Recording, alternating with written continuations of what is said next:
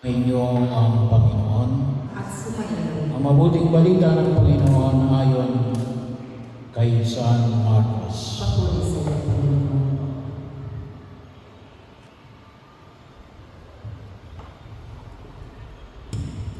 Noong panahon yun, bumalik si Jesus sa Capernaum at kumalat ang balitang siya'y nasa kanyang tahanan.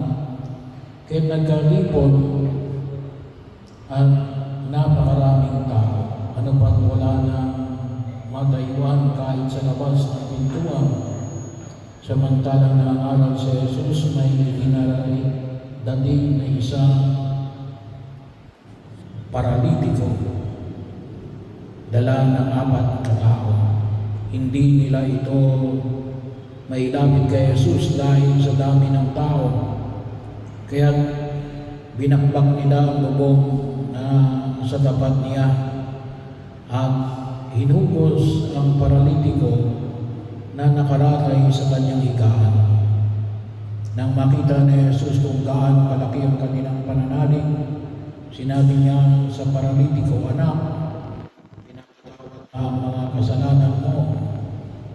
Ay nakaupo roong ilang iskriba na nagsaloob ng ganito. Bakit nagsasalita ng ganito ang taong ito?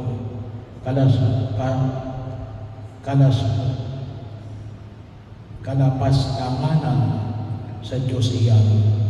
Hindi ba Diyos lamang ang nakapagpapatawad ng mga kasalanan?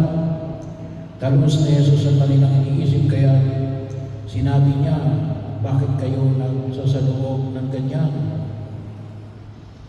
Alin ba ang madali ang sabihin sa paralitiko, pinapatawad na ang mga kasalanan mo, o ang sabihin, tumindig ka, dalhin mo ang iyong higaan at lumakad ka?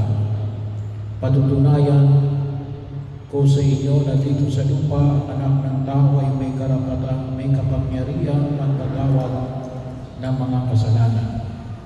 Sinabi niya sa paralitiko, tumindig ka, dalhin mo ang iyong higaan at umuwi ka. Tumindig naman ang paralitiko, binuhat ang kanyang higaan at umalis na nakikita ng lahat.